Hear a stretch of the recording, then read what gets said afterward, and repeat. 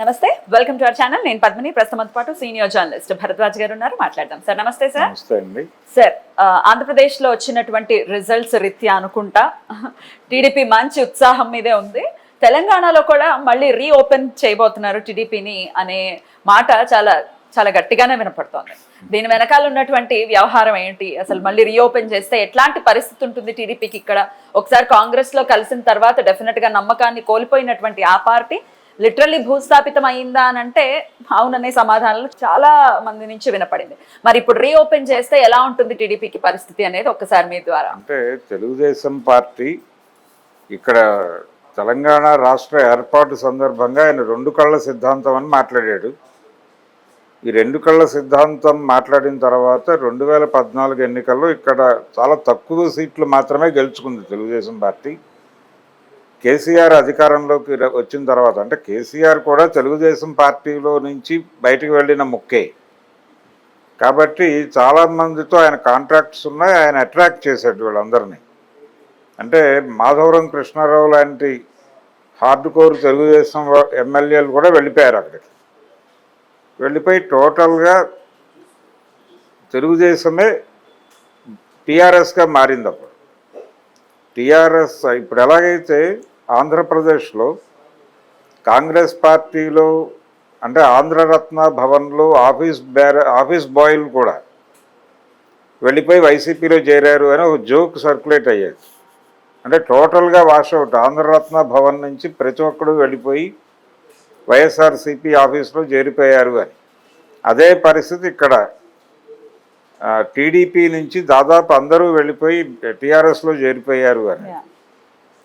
ఈ పరిస్థితుల్లో ఇక్కడ కొనసాగాల వద్దా అనేది ఒక సందిగ్ధత మొదలైంది తెలుగుదేశంలో. అయినప్పటికీ ఫైట్ చేశారు. 2 ఎన్నికల్లో ఫైట్ చేశారు వాళ్ళు. రెండో ఎన్నికలో అసలు ఏ రకమైన ఫలితము రాలేదు వాళ్ళకి. రాకపోయిన తర్వాత ఏపీలో 2019లో జగన్మోహన్ రెడ్డి గెలిచిన తర్వాత ప్రెజర్ పెరిగింది తెలుగుదేశానికి.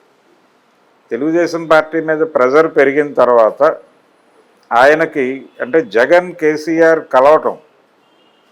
కలవటము తన మీద ప్రెజర్ పెరగటము, ఈ విషయాలన్నింటినీ దృష్టిలో పెట్టుకుని ఆయన తెలంగాణలో కాంగ్రెస్ పార్టీని అలాగే ఆంధ్రాలో కాంగ్రెస్ పార్టీని రైజ్ చేయటానికి దొడ్డిదారిన ప్రయత్నాలు చేశాడు చంద్రబాబు నాయుడు గారు. బడిసి కొట్టిందా ప్రయత్నం? లేదు, ఏమీ కాలేదండి, ఏమీ కాలేదు. ఆయన అసెంబ్లీ ఎన్నికల్లో వాంటెడ్గానే పోటీ చేయలేదు. నిజానికి కాసాని జ్ఞానేశ్వర్ గారు ఎమ్మెల్యేల జాబితా రెడీ చేసి కొంతమంది దగ్గర ఆల్రెడీ ఆయన పార్టీ ఫండ్ పేరుతో కొంత డబ్బులు కూడా తీసుకుని, అప్పటికి జైల్లో ఉన్నాడు ఆయన చంద్రబాబు నాయుడు గారు. జైల్లో ఉన్న బాబు గారిని కలిసి ఈ లిస్టు చూపిస్తే ఆయన రిజెక్ట్ చేశాడు, వద్దు మనం కంటెస్ట్ చేయొద్దు అని. అంటే ఆయన వ్యూహం ఏంటంటే ఇక్కడ కేసీఆర్ని ఓడించి కాంగ్రెస్ పార్టీని అధికారంలోకి తీసుకురావాలి, దానికి మనం కొంత హెల్ప్ అవ్వాలి అని ప్రోగ్రామ్ డిజైన్ చేశాడు ఆయన. హెల్ప్ అవ్వడం అంటే అసలు పోటీ చేయకుండా ఉండటమే. అంటే తెలుగుదేశానికి ఓట్ బ్యాంక్ ఉంది తెలంగాణలో. ఈ ఓట్ బ్యాంకు అవతలకి వెళ్ళిపోతుంది కాంగ్రెస్కి ఓట్ బ్యాంకుని ట్రాన్స్ఫర్ చేయడానికి కూడా విపరీతంగా కృషి చేశారు. అలాగే హైదరాబాదులో చాలా అపార్ట్మెంటుల్లో అంటే తెలుగుదేశం పార్టీకి సంబంధించిన వాళ్ళు అనుకున్న వాళ్ళందరినీ కూర్చోబెట్టి మాట్లాడారు, మీరు కాంగ్రెస్కి అనుకూలంగా ఓటేయండి అని. కానీ అది అర్బన్ ఏరియాల్లో వర్కౌట్ అవ్వలేదు. అర్బన్ ఏరియాల్లో ఉన్నటువంటి సెటిలర్స్ అందరూ కూడా బీఆర్ఎస్ అనుకూలంగానే వెళ్ళారు. ఇప్పుడు కలిసి పోటీ చేయకుండా కాంగ్రెస్ కి హెల్ప్ చేసినటువంటి టీడీపీకి మరి ఎందుకు 2019లో స్ట్రాటజీ వర్కౌట్ అవ్వలేదు? ఇద్దరు కలిసినప్పుడు ఎందుకని బెడిసికొట్టింది? ఇద్దరు కలవలేదండి. అంటే కలిసారు తెలంగాణలో కలిశారు కానీ అది వేరు. అంటే ఆ స్ట్రాటజీ ఎందుకు వర్కౌట్ అవ్వలేదు అంటున్నా. ఆ స్ట్రాటజీ ఎందుకు వర్కౌట్ అవ్వలేదు అంటే ఇక్కడ కేసీఆర్ స్ట్రాంగ్ గా ఉన్నాడు. అప్పటికి ఇంకా సెంటిమెంట్ బలంగా ఉంది తెలంగాణ వరకు. ఏపీలోనేమో మార్పు కోరుకున్నారు జనాలు. ఆ మార్పు కోరుకోవడం వల్ల జగన్మోహన్ రెడ్డి గెలిచాడు. జగన్మోహన్ రెడ్డి కేసీఆర్ కలిసిపోయే తనకు అన్యాయం జరిగిపోతోంది అనేది అందులో భాగంగా ఆయన ఇక్కడ కాంగ్రెస్ని గెలిపించి ఏదో విధంగా కేసీఆర్ని పక్కకు తోయాలి అని అనుకున్నాడు. అలాగే ఇందులో భాగంగానే ఏపీలో కాంగ్రెస్ని కూడా రీఓపెన్ చేయాలి, అలాగే షర్మిలని పిసిసి ప్రెసిడెంట్ చేయటం వెనకాల కూడా ఈయన ఆలోచన నడిచింది. అక్కడ కూడా ఏం వర్కౌట్ కలిగదు సార్, ఇప్పుడు కూడా 0 సీట్సే వచ్చాయి కదా. అంటే కాంగ్రెస్ పార్టీకి ఏమీ రాలేదు, పైగా ఓట్ బ్యాంక్ కూడా తగ్గిపోయింది, దానికి ఉన్నటువంటి ఓట్ పర్సంటేజ్ కూడా పడిపోయింది గణనీయంగా. పడిపోయినప్పటికీ కూడా ఎస్టాబ్లిష్ చేయాలి అనుకున్నారు. లేదు అంటే కాంగ్రెస్ ని వినియోగించుకుని జగన్మోహన్ రెడ్డిని దెబ్బకొట్టాడు అక్కడ. అంటే షర్మిల గారి ప్రచారం అంతా కూడా జగన్మోహన్ రెడ్డిని కేంద్రంగా పెట్టుకునే జరిగింది. జగన్మోహన్ రెడ్డి సైకో అనేది నినాదం కదా వీళ్ళది, తెలుగుదేశం వాళ్ళది. అతను సైకో అనే నినాదాన్ని ఎస్టాబ్లిష్ చేయడంలో షర్మిల గారు అలాగే సునీత గారు వీళ్ళిద్దరూ కూడా కూటమికి విపరీతంగా హెల్ప్ చేశారు. హెల్ప్ చేసి కూటమి గెలుపుకి కాంగ్రెస్ ఓటు బ్యాంక్ ఉన్నటువంటి ఆ 2%, 3% ఓట్లు కూడా కూటమి వైపు టర్న్ అయినాయి. అంటే జగన్మోహన్ రెడ్డిని ఆయన పార్టీని షట్ డౌన్ చేస్తే తప్ప కాంగ్రెస్ పార్టీకి మనుగడ లేదు అనే వాతావరణాన్ని కల్పించగలిగాడు చంద్రబాబు. కల్పించి జగన్ని షట్ డౌన్ చేయడంలో మేము సహకరిస్తాం. జగన్ ఎప్పుడైతే షట్ డౌన్ అవుతాడో ఇమ్మీడియట్గా మీరు రైజ్ అవ్వండి, రైజ్ అవటానికి మీకు అవకాశం దొరుకుతుంది. ఎలాగైతే మీ పార్టీలో ఉన్నటువంటి ఆఫీస్ బాయ్లను కూడా వాళ్ళు తీసుకెళ్ళిపోయారో మళ్ళీ మీరు రీగెయిన్ అవ్వండి, అందుకు మీరు ఏదో కసరత్తు చేయండి అని చెప్పాడు ఆయన. కాంగ్రెస్ పార్టీకి జరిగిన మేలు ఏమిటి అంటే జగన్ ఓడిపోవడం ఒకటే, అంతకుమించి ఏమీ లేదు. జగన్ ఓడించటం కోసం అందరూ కలిశారు. అంటే ఏపీలో 2 కంపార్ట్మెంట్ల ట్రైన్ నడిచింది మొన్న. ఒక కంపార్ట్మెంట్లో కాంగ్రెస్ లెఫ్ట్, ఇంకో కంపార్ట్మెంట్లో జనసేన, టీడీపీ, బీజేపీ. ఈ 2 కంపార్ట్మెంట్ల ట్రైన్కి డ్రైవర్ చంద్రబాబే. అలా అంటే జాతీయ స్థాయిలో పోటీ పడ్డటువంటి కాంగ్రెస్ బీజేపీల రెండింటితోనూ ఈయన స్నేహం చేశాడు. పగలు బీజేపీతోనూ రాత్రి కాంగ్రెస్తోనూ కాపురం చేశాడు ఆయన చంద్రబాబు నాయుడు గారు. రీఓపెన్ అయిన తర్వాత ఎట్లా ఉంటుంది పరిస్థితి తెలంగాణలో అనేది ఒకసారి చెప్పండి. అంటే ఇప్పుడు ఆయన గురు శిష్యుల మీటింగ్ అంటున్నారు, ఈరోజు మీటింగ్ జరుగుతోంది. రేవంత్ రెడ్డిను చంద్రబాబు కలిసి కూర్చుని, అంటే 2 రాష్ట్రాల మధ్య విభజన అనంతరం చాలా సమస్యలు ఉన్నాయి. అంటే ఆస్తుల పంపిణీ గొడవ ఒకటి ఉంది, ఇక్కడ ఉన్నటువంటి ఆంధ్ర ఆస్తులు ఎలా సెటిల్ చేయాలి అనేది ఒకటి. తర్వాత ఈ పన్నులలో వాటా, ఈ విభజన సమయంలో పన్నులలో వాటా ఇవ్వాలి వాళ్ళకి. హైదరాబాద్ నుంచి వస్తున్నటువంటి ట్యాక్సుల్లో ఈ 10 ఏళ్ల లెక్కలు దానికి ఉమ్మడి రాజధానిగా ఉన్నప్పుడు కేంద్ర ప్రభుత్వం నిబంధనల ప్రకారం వాళ్ళకి రావాల్సినటువంటి షేర్ తాలూకా గొడవ ఒకటి ఉంది, అది అపరిష్కృతంగానే ఉండిపోయింది. అదొకటి ఈరోజు సెటిల్ చేయబోతున్నారు వాళ్ళు. అలాగే జల వివాదాలు ఉన్నాయి పొరుగు రాష్ట్రాలతో, తెలంగాణతో పాటు ఛత్తీస్గఢ్ ఇతర రాష్ట్రాలతో జల పంపిణీకి సంబంధించిన గొడవలు ఉన్నాయి, అదొకటి మాట్లాడుకోవాలి. తర్వాత తెలంగాణ నుంచి అక్కడ కలిసినటువంటి మండలాలు ఉన్నాయి, వాటికి సంబంధించిన వ్యవహారం కూడా ఇంకా అపరిష్కృతంగానే ఉంది. ఇవన్నీ 2 రాష్ట్రాల మధ్య ఉన్న పాత సమస్యలు మాట్లాడుకోవటానికి కలిశారు. కానీ పొలిటికల్ ప్రోగ్రామ్ ఉంది దీని వెనకాల. అంటే 2 తెలుగు రాష్ట్రాలకి మేము మేలు చేస్తున్నామని ప్రొజెక్ట్ కావటం అనేది మీటింగ్ ఉద్దేశం. దీంతో పాటు మేము తెలంగాణలో తిరిగి టీడీపీని రీఓపెన్ చేస్తున్నాము, తద్వారా బీఆర్ఎస్ని, అంటే బీఆర్ఎస్ని ఉమ్మడి శత్రువుగా భావించి బీఆర్ఎస్ని షట్ డౌన్ చేయటంలో మేము సహకరిస్తామని చెప్తున్నాడు ఆయన కూడా అదే భావిస్తున్నాడు. రేవంత్ రెడ్డి కూడా, కాంగ్రెస్ పార్టీ కూడా అదే భావనలో ఉంది. కానీ ఆయన బీజేపీ కూటమిలో ఉన్నాడు, ఎన్డీఏ కూటమిలో కీలక పాత్ర పోషిస్తున్నాడు చంద్రబాబు.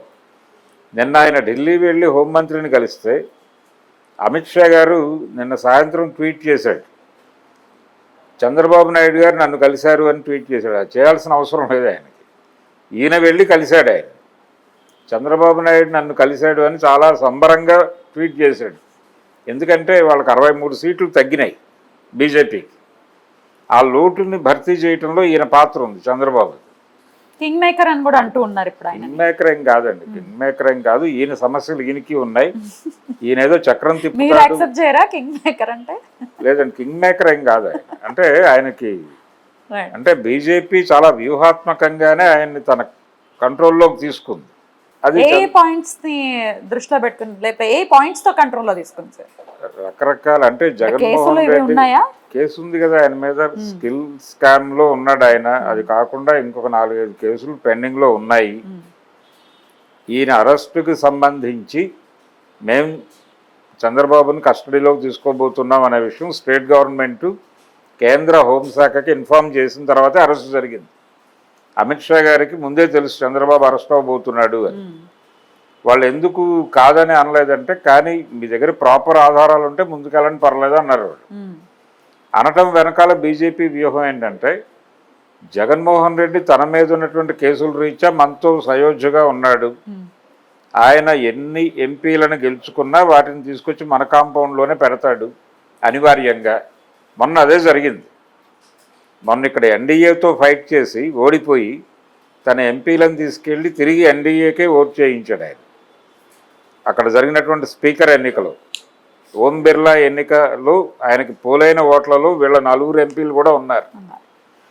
ఓకే, జగన్మోహన్ రెడ్డి ఎలాగో మన కాంపౌండ్లోనే ఉంటాడు, ఇప్పుడు చంద్రబాబు మీద కూడా కేసు పెడతానంటున్నాడు కాబట్టి పెట్టనిచ్చి తద్వారా ఆయన్ని కూడా కంట్రోల్లోకి తీసుకుందాం, సేమ్ ఫార్ములా వర్కౌట్ అవుతుంది అని ఒక ఆలోచన.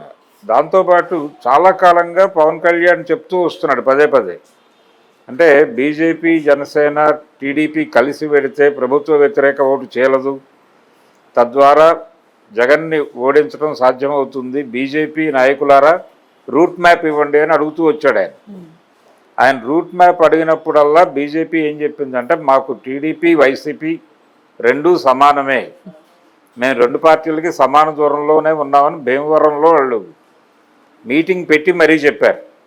అటువంటి బీజేపీ చివరి రోజుల్లో ఎందుకు కలిసింది అంటే, జగన్ ఎలాగూ మన కస్టడీలో ఉంటాడు, చంద్రబాబును కూడా మనం కలిపేసుకుంటే అప్పుడు టోటల్ ఏపీ ఎంపీలు మన కాంపౌండ్లో ఉంటారు కాబట్టి ఇది మనకి కీలకం. అంటే వాళ్ళు సౌత్ని చాలా జాగ్రత్తగా ఆర్గనైజ్ చేశారు, ఈసారి ఇంజనీరింగ్ చేసి తద్వారా వాళ్ళకి ఆ తగ్గినటువంటి 63 సీట్లు ఎలా భర్తీ చేయాలి అనే దాని మీద కూడా ఒక డిజైన్ ఉంది.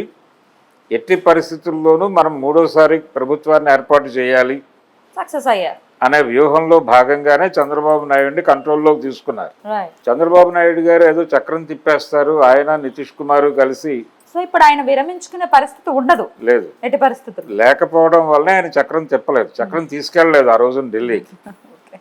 తీసుకువెళ్ళకపోవడానికి కారణం తిప్పే అవకాశం లేదని తెలుసు కాబట్టి. అంటే ఇండియా కూటమిని మళ్ళీ కన్విన్స్ చేయాలి, అది ఏర్పడుతుందో లేదో తెలియదు, కన్ఫ్యూజన్ గందరగోళం ఉంది. దానికంటే ఎలాగూ స్నేహం ఉంది, ఎన్నికల్లో కలిసి పోటీ చేశాం, ఇప్పుడు ఇమ్మీడియట్గా ప్లేట్ తిప్పితే ఇబ్బంది అవుతుంది అనే ఉద్దేశంతో ఆయన ఆ రోజు రాత్రి 7:30కి వెళ్ళి రాష్ట్రపతికి లెటర్ ఇచ్చి వచ్చాడు, మేము ఎన్డీఏతోనే కొనసాగుతున్నాం, మోడీకే మా మద్దతు అని. కాబట్టి చంద్రబాబు నాయుడు వాళ్ళ కంట్రోల్లో ఉన్నాడు.